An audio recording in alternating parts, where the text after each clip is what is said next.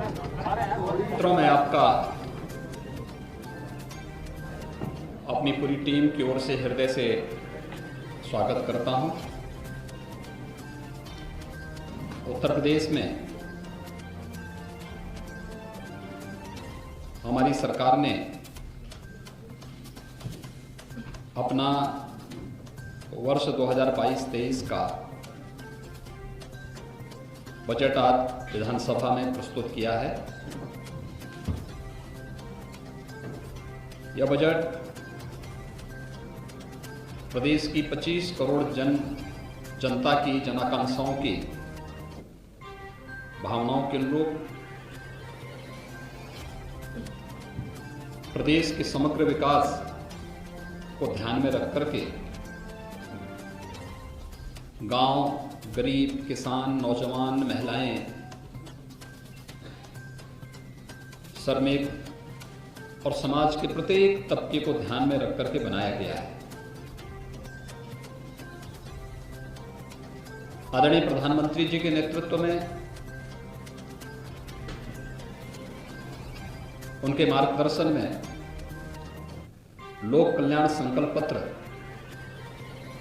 की भावनाओं के अनुरूप देश की सबसे बड़ी आबादी का राज्य उत्तर प्रदेश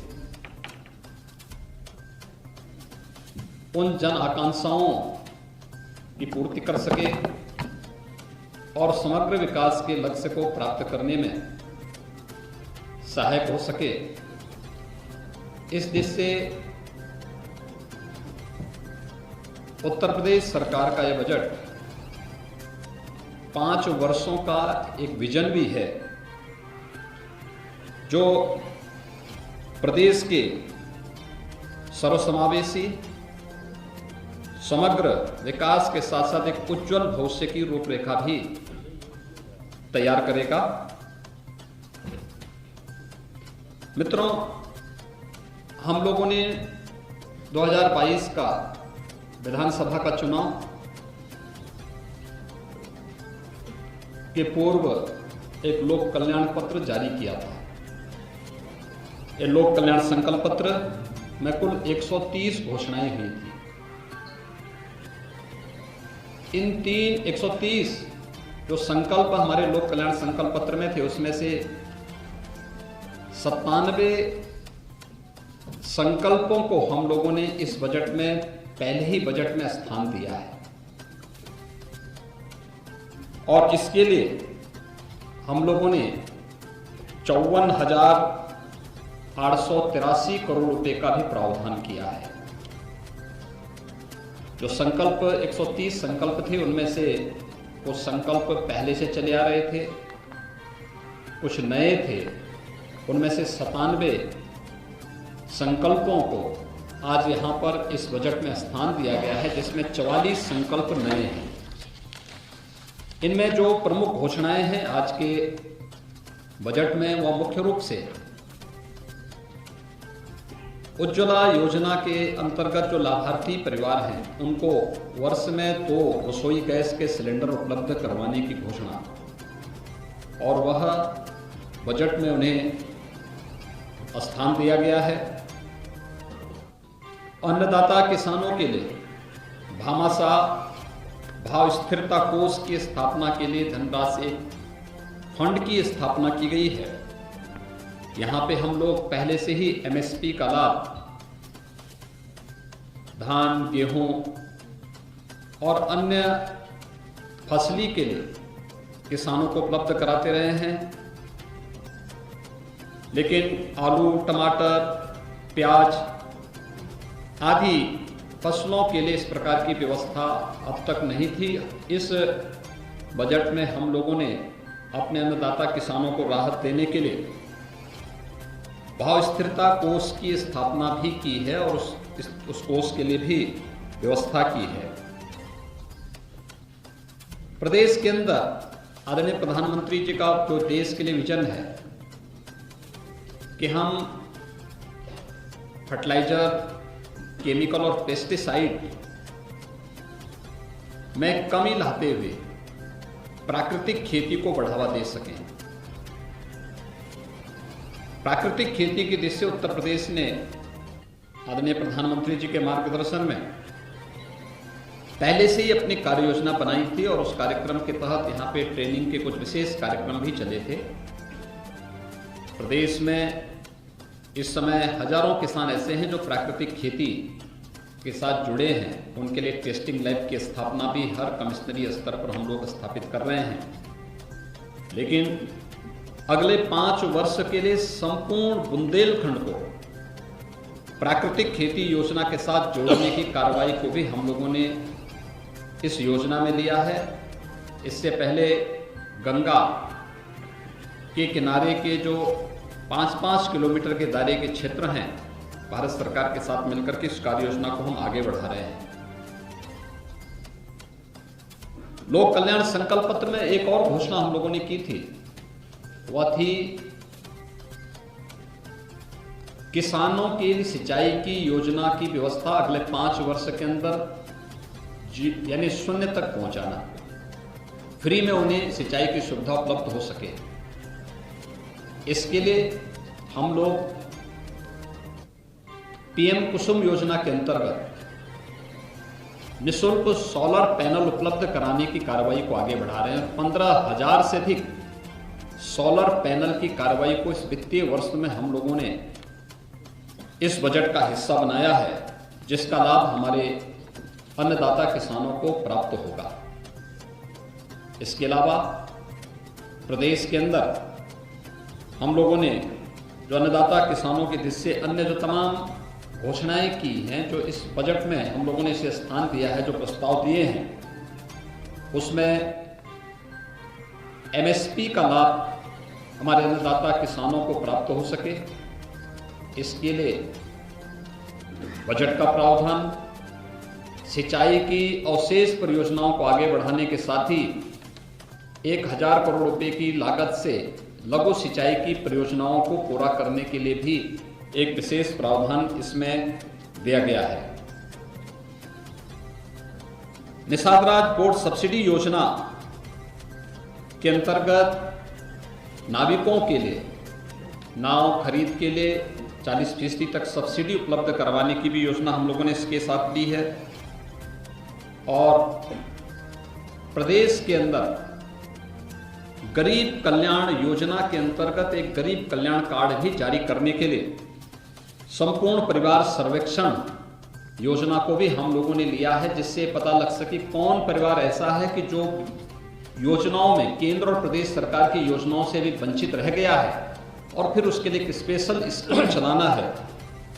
दूसरा, प्रदेश के अंदर रोजगार के सृजन और स्वरोजगार के सृजन के लिए हर परिवार का एक व्यक्ति सरकारी नौकरी, रोजगार या स्वतः रोजगार के साथ जुड़े, इसके सर्वेक्षण के कार्यक्रम को भी हम लोगों ने इस बजट में स्थान दिया है। एमबीबीएस और पीजी की सीटें पिछले 5 वर्षों के अंदर प्रदेश के अंदर दुगनी हुई हैं। इसको दोगुनी करने के लिए, इसको उससे भी ज्यादा करने के लिए हम लोगों ने बजट में प्रावधान किया है। अयोध्या में इंटरनेशनल एयरपोर्ट की स्थापना करने के लिए भी आवश्यक धनराशि की व्यवस्था इसमें की गई है।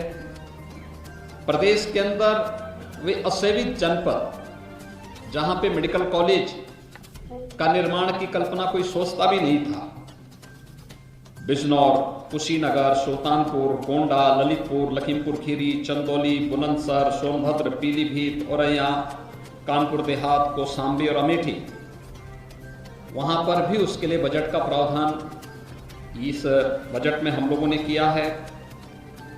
बुजुर्ग, पुजारियों के लिए, संतों के लिए और उस तबके के लिए जो अब तक उपेक्षित था, एक पुरोहित कल्याण बोर्ड के गठन की कार्रवाई और उसके माध्यम से पुरोहित्य कला को आगे बढ़ाने के साथ साथ उनके समग्र विकास और प्रोत्साहन के लिए भी एक बोर्ड के गठन के कार्यक्रम को भी हम लोगों ने इसमें लिया है। प्रदेश के अंदर युवाओं के लिए खासतौर पर हम लोगों ने स्वामी विवेकानंद सशक्तिकरण योजना प्रारंभ की और इसके तहत हम अपने युवाओं को टैबलेट और स्मार्टफोन दे रहे हैं। स्नातक और स्नातक हर युवा को इसके लिए धनराशि की व्यवस्था हम लोगों ने बजट में की है। इसके साथ ही प्रदेश के अंदर सामूहिक विवाह योजना के लिए भी, जिसमें हम 51,000 रुपये गरीब कन्याओं की शादी के लिए, किसी भी जाति मत मजहब से जुड़ी हुई कन्या हो, 51,000 रुपये हम उसके लिए उपलब्ध करवाते हैं। तो वह उसके लिए भी विगत वर्ष तक प्रतिवर्ष 250 रुपये हुआ करता था। इस बार हम लोगों ने इस राशि को बढ़ा करके 600 करोड़ रुपये का प्रावधान किया है।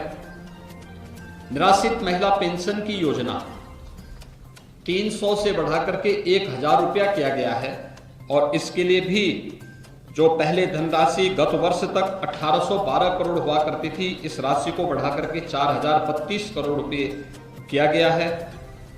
प्रदेश के प्रतिभाशाली युवाओं के लिए हर जनपद में अभ्युदय कोचिंग की व्यवस्था, जिससे वह अखिल भारतीय स्तर पर और प्रदेश स्तर पर किसी भी प्रतियोगी परीक्षा की तैयारी के लिए स्थानीय स्तर पर उसकी ट्रेनिंग हो सके, उसे कोचिंग की सुविधा फ्री में उपलब्ध हो सके। इसके लिए मुख्यमंत्री अभ्युदय कोचिंग योजना के लिए भी हम लोगों ने व्यवस्था की है। वृद्धावस्था पेंशन की राशि, गत वर्ष तक ये राशि 3600 करोड़ रुपए सालाना हुआ करती थी। इस बार इसको बढ़ा करके 7,000 करोड़ रुपए से अधिक की इसमें बढ़ोतरी की है। यह राशि भी पहले उन बुजुर्गों को 300 रुपए मिलती थी, फिर वो बढ़ा करके 500 हमारी सरकार ने किया और उसे इस समय 1,000 रुपये करने का प्रावधान भी किया गया है। प्रदेश के अंदर जो शुगर मिल है, चीनी उद्योग में विगत कुछ वर्षों के दौरान, पिछले 5 वर्ष के दौरान उत्तर प्रदेश ने देश में बहुत अग्रणी भूमिका में काम किया है। यहाँ तक कि कोरोना जैसी महामारी के दौरान भी हमने प्रदेश में चीनी मिलों को बंद नहीं होने दिया। गन्ना किसान के मन में उसके प्रति एक विशेष उत्साह भी है कि पहली बार ऐसे देखने को मिला जब सरकार अपने स्तर पर इनिशिएटिव लेकर के गन्ना किसानों के हितों के लिए कार्य कर रही है। हम लोगों ने पिछले बार 3 चीनी मिलों की नई स्थापना की थी। इसमें रमाला चीनी मिल, मुंडेरवा चीनी मिल और पिपराइच चीनी मिल। इसके अलावा कुछ चीनी मिलों को जो बंद थे उनको हमने प्रारंभ किया।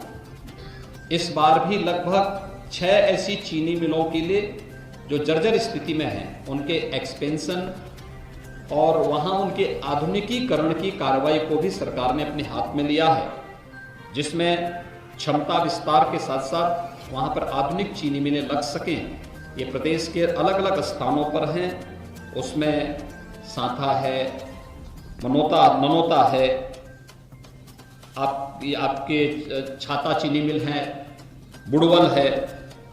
इसी के साथ ही जो मोहद्दीनपुर मेरठ की चीनी मिल है, उसमें डिस्टिलरी की स्थापना की कार्रवाई को भी हम लोगों ने इस बजट में स्थान दिया है। मित्रों, 2019 का प्रयागराज कुंभ उत्तर प्रदेश और देश और दुनिया के सामने अपनी एक नई पहचान बनाया। यह हमारा सौभाग्य है 2025 में फिर महाकुंभ का आयोजन होगा। दुनिया का सबसे बड़ा आध्यात्मिक और सांस्कृतिक आयोजन। हमारी सरकार अभी से इसकी तैयारी प्रारंभ करने जा रही है और इसके लिए हम लोगों ने बजट में प्रावधान किया है। इसके लिए अलग से मत खोल करके प्रयागराज कुंभ को फिर से ऐतिहासिक बना करके देश और दुनिया का एक यूनिक इवेंट के रूप में से प्रस्तुत करने के लिए ये व्यवस्था भी इसमें की गई है। लोक परंपरा और लोक संस्कृति किसी भी सांस्कृतिक विरासत की आधार होती है। लोक गाथा, लोक परंपरा इस संस्कृति की आत्मा होती है। प्रदेश इस दिश से बहुत समृद्ध है कि यहाँ पे पूर्वी उत्तर प्रदेश में भोजपुरी बोली जाती है, अवध और इसके आसपास के क्षेत्र में अवधी बोली जाती है।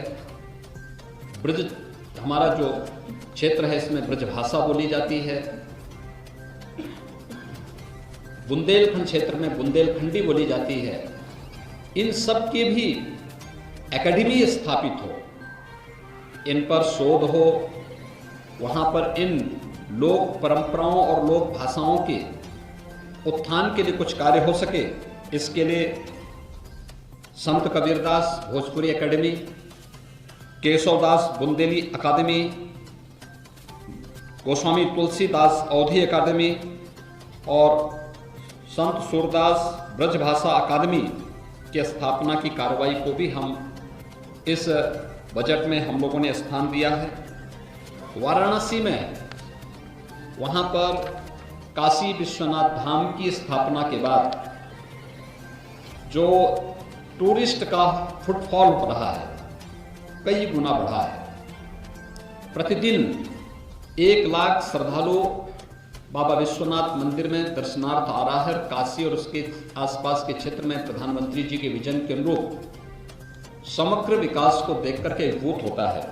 वाराणसी में श्रद्धालुओं और यात्रियों के लिए, स्थानीय नागरिकों की सुविधा के लिए रोपवे के निर्माण के साथ ही मेट्रो के निर्माण की कार्रवाई का भी प्रावधान गोरखपुर, वाराणसी, झांसी, मेरठ, इस सिटी में भी हम लोगों ने मेट्रो परियोजना के लिए भी, प्रयागराज, यहाँ पर मेट्रो परियोजना के लिए भी धनराशि की व्यवस्था हम लोगों ने की है।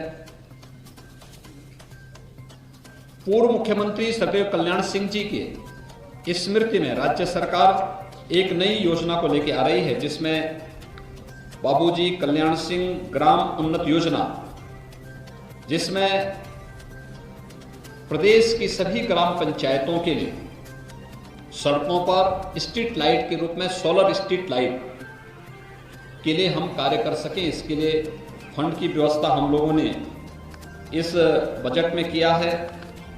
इसके अलावा प्रदेश के अंदर तमाम अन्य स्थानों पर प्रतापगढ़, अलीगढ़, प्रयागराज, महोबा में नए औद्योगिक स्टेट वहां पे स्थापित करने के लिए, अयोध्या में सेपेट केंद्र के भवन निर्माण के लिए, प्रयागराज में ऊनी धागा उत्पादन केंद्र की स्थापना के लिए भी इस बजट में प्रावधान किया गया है। महर्षि वाल्मीकि के सांस्कृतिक केंद्र के रूप में लालापुर चित्रकूट को, निषादराज गोया सांस्कृतिक केंद्र श्रृंगवेरपुर को, संत रविदास संग्रहालय और सांस्कृतिक केंद्र वाराणसी और संत तुलसीदास जी की पावन भूमि राजापुर के सुंदरीकरण और विकास के कार्यक्रम को भी हम लोगों ने इस बजट में स्थान दिया है। प्रदेश के हम लोगों ने विगत 2 वर्षों के अंदर प्रदेश के अंदर और दुनिया ने कोरोना महामारी को झेला है। कोरोना महामारी के दौरान हमारे सामने जो सबसे बड़ा चैलेंज था, शिक्षा के बारे में, शिक्षा भी जो प्रभावित होने वाले क्षेत्र थे उनमें से एक था।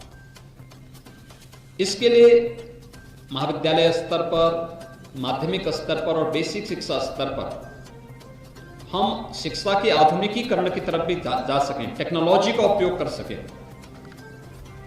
महाविद्यालयों में स्मार्ट क्लासेस के लिए भी धनराशि की व्यवस्था इस बजट में हम लोगों ने यहाँ पर विशेष रूप से किया है। असेवित मंडलों में राज्य विश्वविद्यालयों की स्थापना का प्रावधान बजट में किया गया है। युवा कल्याण विभाग के द्वारा ग्रामीण क्षेत्रों में स्टेडियम के निर्माण और मिनी स्टेडियम के निर्माण की कार्रवाई, उनके रक्षण, अनुरक्षण और उनके उपकरण आदि की व्यवस्था भी बजट में किया गया है। 1000 करोड़ रुपए की जो सिंचाई, लघु सिंचाई परियोजना की धनराशि की व्यवस्था, बेटी और बेटे के बीच में कोई भेदभाव न हो। हम लोगों ने अपने पहले कार्यकाल में मुख्यमंत्री कन्या सुमंगला योजना चलाई थी। मुझे प्रसन्नता है कि 12,68,000 से अधिक बेटियां इस योजना से लाभान्वित हो रही हैं। उनकी इस योजना को और भी अच्छे ढंग से आगे बढ़ाने के लिए और अधिक से अधिक बेटियां इसका लाभ ले सकें, इसके लिए भी मुख्यमंत्री कन्या सुमंगला योजना के लिए धनराशि का प्रावधान हम लोगों ने बजट में किया है।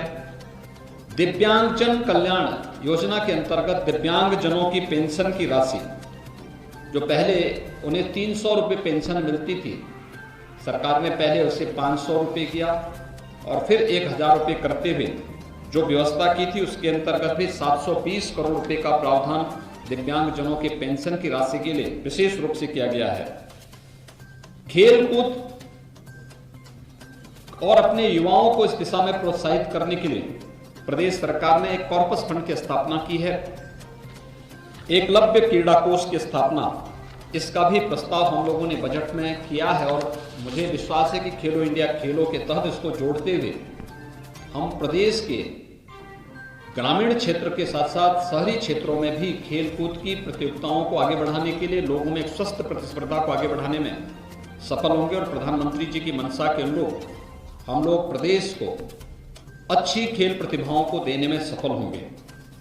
वन डिस्ट्रिक्ट वन प्रोडक्ट ने प्रदेश के बारे में लोगों की सोच को बदला है और प्रदेश की सोच को बदलते हुए हमने वन डिस्ट्रिक्ट वन प्रोडक्ट की योजना ने परंपरागत उद्यम को प्रोत्साहित करने, स्थानीय स्तर पर रोजगार के सृजन को बढ़ाने और लोगों को स्थानीय स्तर पर ही तमाम प्रकार से रोजगार उपलब्ध कराने में काफी बड़ी मदद की है। हमने बजट में इसका प्रावधान किया है। लगभग 263 करोड़ 75 लाख रुपए का प्रस्ताव बजट में ओडीओपी योजना के लिए किया गया है। मुख्यमंत्री युवा स्वरोजगार योजना के लिए भी प्रदेश के युवाओं को स्वयं का स्टार्टअप स्थापित करने, अपना उद्यम स्थापित करने के लिए प्रोत्साहित करने के लिए भी 125 करोड़ रुपए का प्रावधान हम लोगों ने बजट में किया है। विश्वकर्मा श्रम सम्मान योजना के लिए भी 112 करोड़ 50 लाख रुपए बजट में प्रावधान किया गया है। प्रदेश के इंफ्रास्ट्रक्चर डेवलपमेंट का भी व्यवस्थाएं बजट में की गई हैं, चाहे वह Bundelkhand expressway, defence corridor, Gorakhpur link expressway हो और जितने भी एक्सप्रेसवे हैं इन सब पर औद्योगिक गलियारों के विकास के साथ साथ इन कार्यक्रमों को आगे बढ़ाने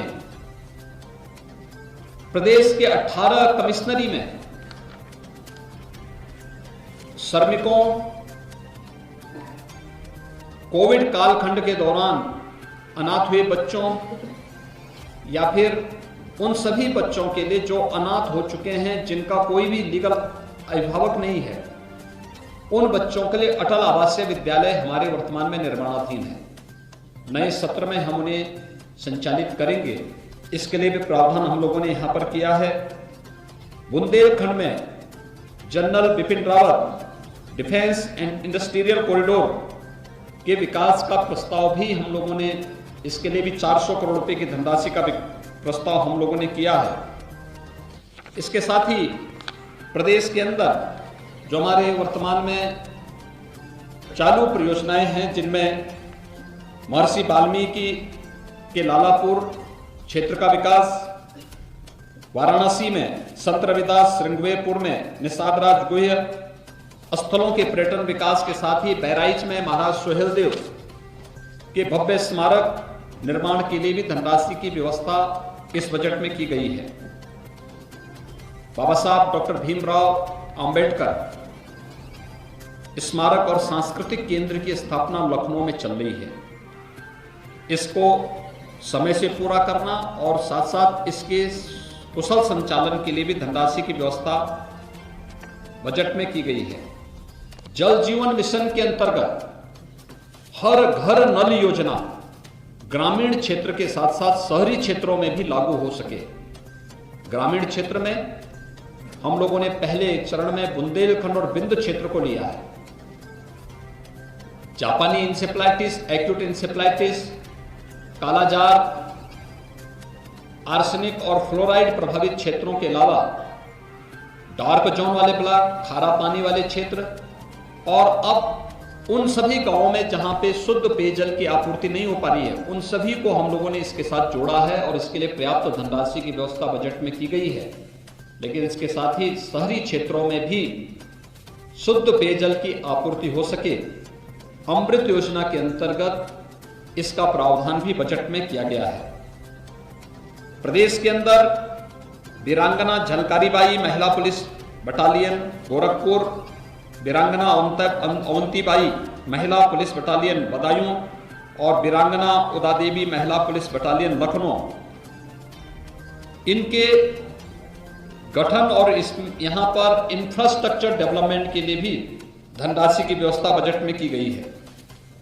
इसके अलावा सेफ सिटी मिशन के अंतर्गत प्रदेश में भी अलग से हम व्यवस्था चला सकें।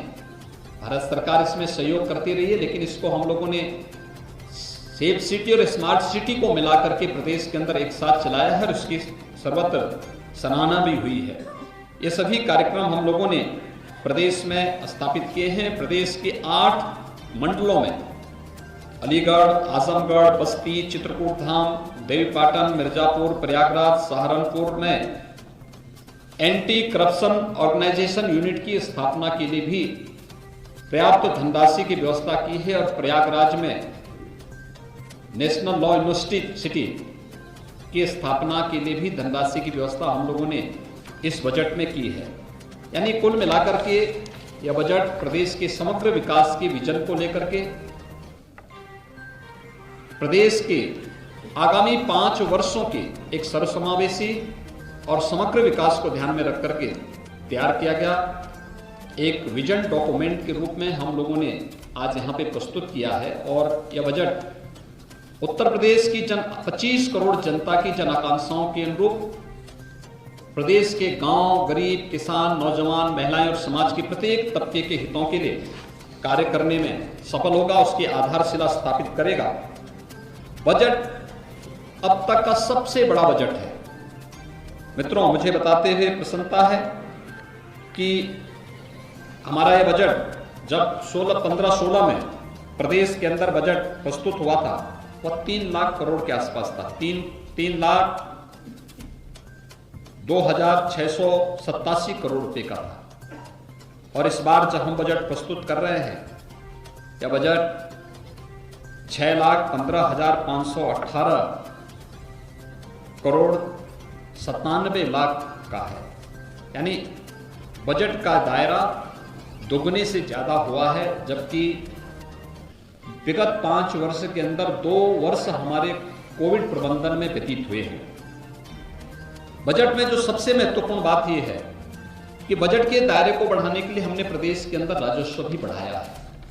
और राजस्व को हम लोगों ने किस रूप में बढ़ाया है? अगर मैं जीएसटी, वैट आदि की बात करूं तो 2017 के पहले प्रदेश के अंदर या देश के अंदर जीएसटी नहीं था। वन नेशन वन टैक्स 2017 जुलाई 2017 में लागू हुआ, लेकिन उससे पहले सेल टैक्स और वैट था। उस समय प्रदेश में सेल टैक्स और वैट से जो धनराशि प्राप्त होती थी वो मात्र 51,000 करोड़ रुपए प्राप्त होती, 51,800 करोड़ रुपए प्राप्त होती थी। कोविड-19 के बावजूद 2 वर्ष इसमें हम लोगों के अमूल्य खर्च हुए, प्रबंधन में खर्च हुए, लोगों की इनकम पे असर पड़ा, कई महीनों तक लॉकडाउन के कारण व्यापार पर असर पड़ा, अर्थव्यवस्था पर उसका बुरा असर पड़ा, लेकिन उस सब के बावजूद हम इसके दायरे को बढ़ाने में लगभग 90,000 करोड़ रुपए तक पहुंचाने में हमें सफलता प्राप्त हुई। इतना रेवेन्यू हम लोगों ने कलेक्शन किया। एक्साइज में उत्तर प्रदेश में कुल 14,273 करोड़ रुपए प्राप्त हुए थे 16-17 में, और इस समय हम लोग 21-22 में इसे 36,231 करोड़ से अधिक पहुंचाने में हमें सफलता प्राप्त हुई। ऐसे स्टैंप एंड रजिस्ट्रेशन में 11,564 करोड़ रुपए से बढ़ा करके हम लोगों ने इसे 20,045 करोड़ 68 लाख रुपए तक पहुंचाने में हमें सफलता प्राप्त हुई। माइनिंग में 1,548 करोड़ रुपए से बढ़ा करके इसे 2,664 करोड़ रुपए तक पहुंचाने में प्रदेश के अंदर एक माइनिंग पॉलिसी लाने के बाद हमें इसे पहुंचाने में सफलता प्राप्त हुई। कुल मिलाकर के प्रदेश ने अपने रेवेन्यू को बढ़ाया है। रेवेन्यू को बढ़ाने के साथ साथ प्रदेश के विकास का जो आधार बना, उस आधार के साथ ही उस आधारशिला पर जो आगे की कार्रवाई प्रारंभ हुई, आज उसके परिणाम हम सबके सामने आ रहे हैं। प्रति व्यक्ति आय में वृद्धि हुई। प्रदेश की अर्थव्यवस्था विगत 5 वर्ष के अंदर दुगनी हुई है और बजट का दायरा भी हमारा आज दुगने से अधिक आज 2022-23 का प्रस्तुत हुआ है। सबसे महत्वपूर्ण बात इस बजट की है वो ये कि रिजर्व बैंक और भारत सरकार ने जो एफआरबीएम की, राज्यों के लिए एफआरबीएम की जो सीमा तय की है कि आप ऋण लेने की जो सीमा आपकी होगी वह पहले 3% थी। कोविड कालखंड में उसे बढ़ा करके 4 फिर 4.5% किया। पहले 4% तक बढ़ाया था, फिर बाद में उसको 4.5% तक किया गया कि आपकी जो कुल जीएसडीपी होगी उसके इतने तक आप ऋण ले सकते हैं। उत्तर प्रदेश आज भी अपना बजट के दायरे को बढ़ाने, बेहतर कोविड प्रबंधन करने, इंफ्रास्ट्रक्चर डेवलपमेंट के कार्यक्रमों को आगे बढ़ाने, लोक कल्याण के कार्यक्रमों को आगे बढ़ाने, प्रदेश के प्रत्येक तबके के लिए, गरीबों के लिए, गांवों के लिए, महिलाओं के लिए, किसानों के लिए, मजदूरों के लिए, व्यापारियों के लिए, समाज के प्रत्येक तबके के लिए अपनी कल्याणकारी योजनाओं को आगे बढ़ाने और समग्र विकास के कार्यक्रमों को आगे बढ़ाने के साथ ही एफआरबीएम की जो सीमा 4.5% तक तय की गई है, हम अपने कुशल वित्तीय प्रबंधन के तहत यह हमारा इस बजट के बाद भी 3.96% ही रहेगा। हम 4% से भी कम पर आज भी है। बजट का दायरा बढ़ा, प्रदेश के अंदर इंफ्रास्ट्रक्चर डेवलपमेंट के कार्यक्रम हुए, निवेश की नई नई संभावनाओं को हम लोगों ने नई पॉलिसी के माध्यम से आगे बढ़ाने का कार्य किया। ये प्रदेश की कुशल वित्तीय प्रबंधन का एक नमूना है। आज विधानसभा में उत्तर प्रदेश का 2022-23 का बजट प्रस्तुत हुआ है। मैं इसके लिए वित्त मंत्री जी को, अपने अपर मुख्य सचिव वित्त और उनकी पूरी टीम को हृदय से धन्यवाद देता हूं। पूरा मंत्री परिषद उनके सहयोग के लिए हमेशा तैयार रहा और हम विश्वास व्यक्त करते हैं कि आदरणीय प्रधानमंत्री जी की मंशा के अनुरूप यह बजट $1 ट्रिलियन की इकोनॉमी आगामी 5 वर्ष के दायरे के अंदर हम लोग आगे बढ़ाने में सफल होंगे। इस विश्वास के साथ यह बजट आज प्रस्तुत हुआ है। मैं विश्वास व्यक्त करूंगा कि लोक कल्याण संकल्प पत्र के जो 130 संकल्प थे उनमें से 97 को हम लोगों ने इसमें लिया है। शेष अन्य जो समय समय पर आएंगे, अभी हम लोग दिसंबर में अपना सप्लीमेंट्री बजट भी लेकर के आएंगे। तब तक सभी विभाग इस कार्यक्रम को तेजी के साथ आगे बढ़ाएंगे। प्रदेश विकास की गति पर फिर से दौड़ता हुआ दिखाई देगा और प्रधानमंत्री जी के विजन के अनुरूप देश की नंबर 1 अर्थव्यवस्था बनने की उत्तर प्रदेश अग्रसर होगा। मैं एक बार फिर से आप सबको बजट भाषण को और बजट के इस पूरे कार्यक्रम को सकारात्मक भाव से आगे बढ़ाने के लिए हृदय से धन्यवाद देता हूं।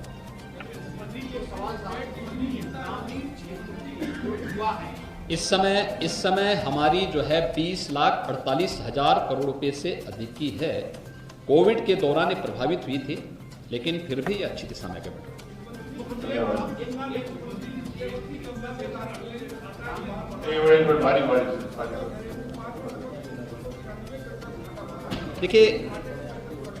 देखिए उत्तर प्रदेश और देश के लिए एफआरबीएम की जो सीमा है यह 4.5% तय की गई है। पहले 3% तक थी, कोविड के पहले 3% तक थी, बाद में इसको बढ़ा कोविड के दौरान इसको 4% किया गया। तमाम राज्यों ने मांग की थी कि साहब इसको अर्थव्यवस्था पर कोविड का बुरा असर पड़ा है, इसलिए इसको 4.5-5% तक मांग की थी। भारत सरकार ने इसको व्यापक विचार विमर्श के बाद 4.5% किया। जब एफआरबीएम की सीमा 3% थी, उत्तर प्रदेश का बजट जो भी आता था वह 3% के अंदर ही आता था। हमारा राजकोषीय घाटा जो भी होता था वह एफआरबीएम की लिमिट के अंदर ही होता था और 2.96-97 के आसपास हमारा होता था। हम लोग उसके अंदर ही इसको करते थे। कोविड के दौरान अर्थव्यवस्था पर जो विपरीत असर पड़ा था वह यूपी भी उसमें था, क्योंकि यूपी तो सर्वाधिक बड़े राज्यों में, सबसे बड़े राज्यों में है। यूपी की जितनी आबादी है उतनी आबादी देश के किसी भी राज्य की, जो सबसे बड़ा राज्य है आबादी की दृष्टि से, उसकी यूपी से आधी आबादी है। तो स्वाभाविक रूप से यूपी ने अपने यानी प्रदेश आदरणीय प्रधानमंत्री जी के मार्गदर्शन में कुशल वित्तीय प्रबंधन का उदाहरण भी प्रस्तुत किया और इसलिए 4% जो पहले कोविड के प्रथम चरण में 4% का FRBM की लिमिट तय की गई थी, वर्तमान में यद्यपि 4.5% है, तब भी हम लोग 4% से नीचे हैं और 3.96% का हमारा राजकोषीय घाटा आने का अनुमान है। और प्रदेश के अंदर जो डेवलपमेंट की एक्टिविटीज जब बढ़ेंगी, मैं विश्वास के साथ कह सकता हूं कि हम इस राजकोषीय घाटे को और कम करने में सफलता में प्राप्त होगी। मुख्यमंत्री जी, आपने संवाद से समाधान ये टीम स्थापित की, जिसका प्रभाव देखने को मिला। जो आपने जो लाउड स्पीकर वगैरह के कार्यक्रम चले थे, समाधान से आपने इसका संवाद शुरू किया। एक जन समस्या, जिले की जन समस्याएं जो होती है, वो भी एक मुद्दा बहुत गंभीर होता है। तो ये समाधान का जो विस्तार है, संवाद का जो विस्तार वो है, उसको आप लोकतंत्र की सबसे बड़ी ताकत होती है संवाद, और ये लोकतंत्र की ही ताकत है कि बजट प्रस्तुत करने के बाद मुझे आपके पास यहाँ तत्काल आना पड़ा। इस संवाद का ही माध्यम है, इसी संवाद के लिए हम आगे बढ़ते हैं। ग्रामीण क्षेत्रों में जो युवा है वो स्वरोजगार की दिशा में स्वावलंबी हों, उनके लिए सरकार कोई बजट में प्रावधान की है? बजट में